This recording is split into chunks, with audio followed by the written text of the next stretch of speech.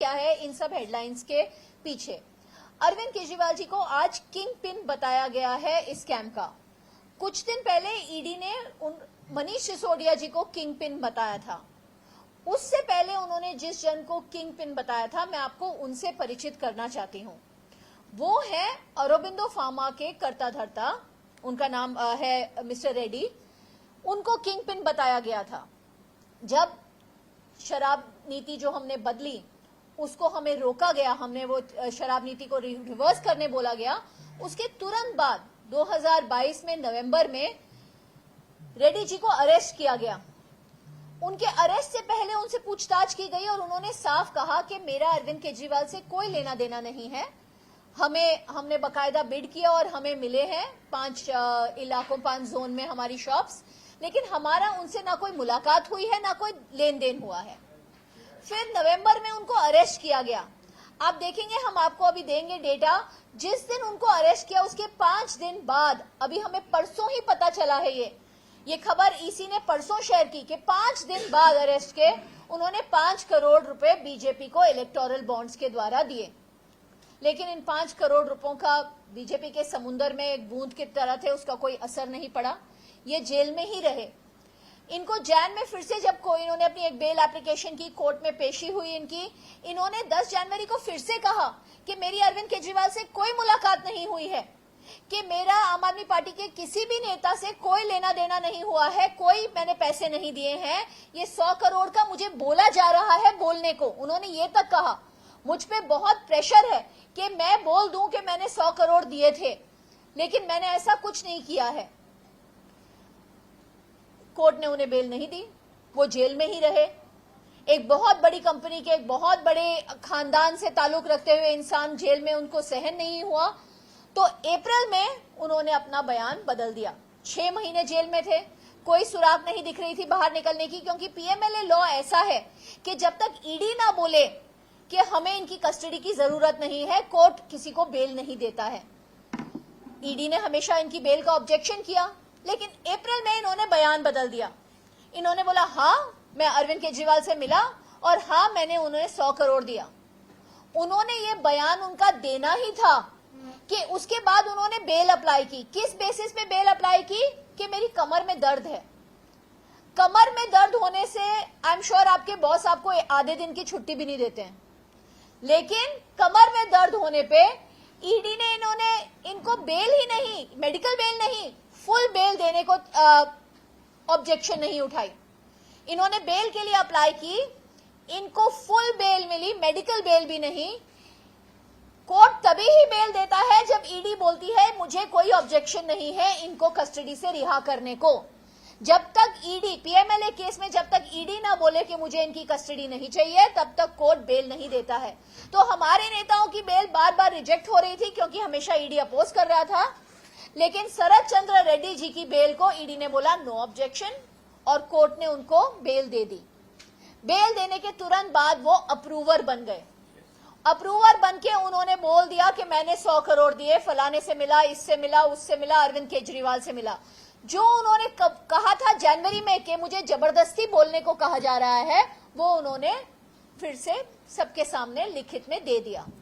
और उसके बाद उन्होंने 40-45 करोड़ बीजेपी को इलेक्टोरल बॉन्ड के द्वारा दिया।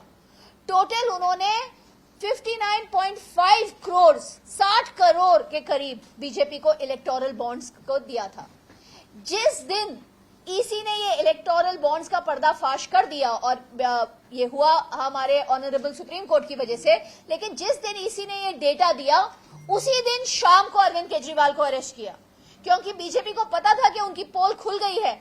उनके जो अप्रूवर हैं महज वो लोग हैं जिनको इन्होंने या तो धमकाया है या जेल में डाला है और कहा है कि अगर आप अरविंद केजरीवाल के खिलाफ बयान दोगे तो हम आपको बाहर छोड़ेंगे। इन अप्रूवर के बयान के अलावा एक चवन्नी का हिसाब नहीं है बीजेपी के पास, ना ईडी के पास। कोई मनी ट्रेल नहीं है। जब मनीष सिसोदिया जी की बेल डिनाई की थी, ऑनरेबल सुप्रीम कोर्ट ने 10 बार पूछा कि कोई मनी ट्रेल है क्या, और माना कि कोई मनी ट्रेल नहीं है। कहीं पे भी ऐसा नहीं मिला है कि मनीष सिसोदिया जी के घर में, उनके गांव में, उनके बैंक लॉकर में, सबके सब जगह छान मारा। अरविंद जी के घर पे रेड हो चुकी है, संजय सिंह जी के घर पे रेड हो चुकी है, उनके परिवार वालों का हाउस अरेस्ट में रखा गया, लेकिन किसी से भी 1 रुपया या एक पुरावा, एक प्रूफ नहीं मिला।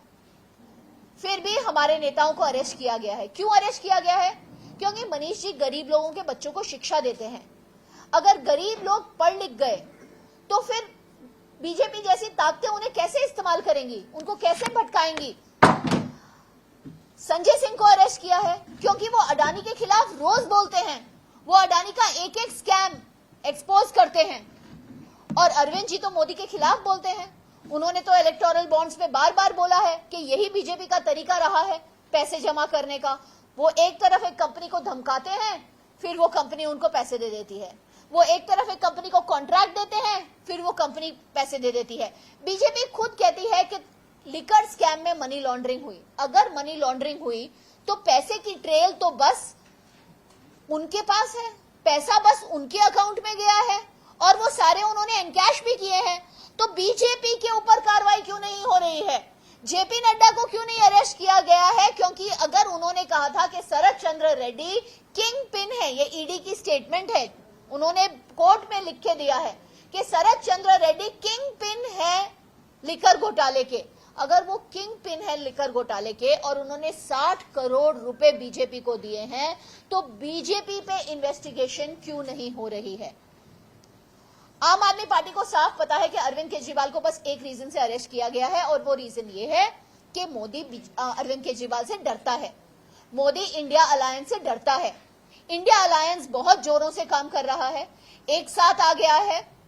उन्होंने कांग्रेस के अकाउंट फ्रीज किए, हेमंत सोरेन को अरेस्ट किया, अरविंद केजरीवाल को अरेस्ट किया, लेकिन ये उनका सबसे बड़ा सेल्फ गोल होने वाला है। क्योंकि जिस तरीके से अरविंद की अरेस्ट की वजह से सारे नेता एक साथ हो गए हैं, इंडिया अलायंस के ही नहीं, आपने देखा उमर अब्दुल्ला से लेके ममता दीदी तक सब अरविंद जी के साथ खड़े हैं। हर ऑपोजिशन नेता, हर देश का नेता जो बीजेपी के साथ नहीं है, वो अरविंद केजरीवाल के साथ खड़ा है। हर शख्स उनके साथ खड़ा है और मैं बहुत बहुत धन्यवाद देती हूं। महाराष्ट्र में यहाँ पे वर्षा ताई ने प्रेस कॉन्फ्रेंस ली, उन्होंने हमारे को सपोर्ट किया, कांग्रेस ने, शरद पवार साहब ने हमें सपोर्ट किया, उद्धव जी ठाकरे ने हमें सपोर्ट किया, सबने अरविंद केजरीवाल को सपोर्ट किया, सारी पार्टियों ने यहाँ पे हमें सपोर्ट किया। यहाँ तक कि यहाँ पे जो संस्थाएं हैं जैसे बॉम्बे कैथलिक सभा और PUCL, उन्होंने भी अरविंद केजरीवाल के अरेस्ट को एक पॉलिटिकल मोटिवेटेड अरेस्ट बताया है और उसको कंडेम किया है। और हमारे साथ जो ज्यादती मुंबई पुलिस दिखा रही है, आप और हमें पता है कि हम तो सब आंदोलन जीवी हैं, हमें ये नाम ही मोदी जी ने दिया है और मुंबई पुलिस से हमारा नोकझोंक चलती रहती है। लेकिन परसों रात को जिस तरीके से मुंबई पुलिस ने पंच किया, उनके एक ऑफिसर ने मुझे धक्का मार के गिरा दिया, जिस तरीके से हमें मारा गया, ये हमने आज तक कभी देखा नहीं था। ये जो मारा मारी, धक्का मुक्की, हमें घसीट के डालना और रात के बीच में हमें आजाद मैदान में डाल के गेट बंद कर दिया, जहां पे ना कुर्सी, ना लाइट, ना बैठने के लिए दरी तक नहीं। कौन से लॉ के तहत? आप कौन से लॉ के तहत महिलाओं को रात के 1 बजे अरेस्ट करके खुले मैदान में छोड़ देते हो? ये आज मुंबई पुलिस कर रही है तो ये सिर्फ बीजेपी के कहने पे कर रही है। बहुत अफसरों ने हमें बताया कि हमें पता है जो चल रहा है वो गलत चल रहा है। बहुत अफसरों ने कहा कि मॅडम आमची चूक नाही आहे, वरून ऑर्डर आले आहे म्हणून आम्हाला करायला लागतं। पुलिस ने ये तक हमसे कहा। आप सोचो देश को कितना मजबूर कर दिया है। ये तो मैं धन्यवाद देती हूं हमारे कोर्ट्स को, हमारे मजिस्ट्रेट कोर्ट में हमें जो न्याय मिला, वहां पे जज ने साफ साफ कहा कि आंदोलनकारियों को जो किसी चीज का निषेध कर रहे हैं उनको हक है, संविधान ने हक दिया है अपनी आवाज उठाने का। उनके खिलाफ इतनी ज्यादती क्यों? आप क्यों उनको अरेस्ट करना चाहते हैं? क्या कॉग्निजेबल ऑफेंस हुआ है? तो कोर्ट ने भी सवाल उठाए कि पुलिस का ये बर्ताव क्यों रहा है। लेकिन हम मुंबई पुलिस को कहना चाहते हैं आपके द्वारा, आपके माध्यम से, कि हम तो आंदोलन करते रहेंगे। आप कल भी देखेंगे आंदोलन, आप 26 तारीख को भी देखेंगे आंदोलन। इस देश में अब आंदोलन ही होगा जब तक हमें संविधान बचाना पड़ेगा, जब तक हमें अपनी डेमोक्रेसी बचानी पड़ेगी, हम रास्ते पे ही खड़े रहेंगे। मैं अपने सारे साथियों को आपसे इंट्रोड्यूस करूंगी और वो सब अपनी व्यूज आपके साथ रखेंगे।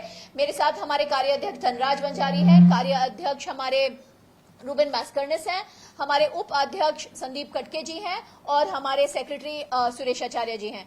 वंजारी सर।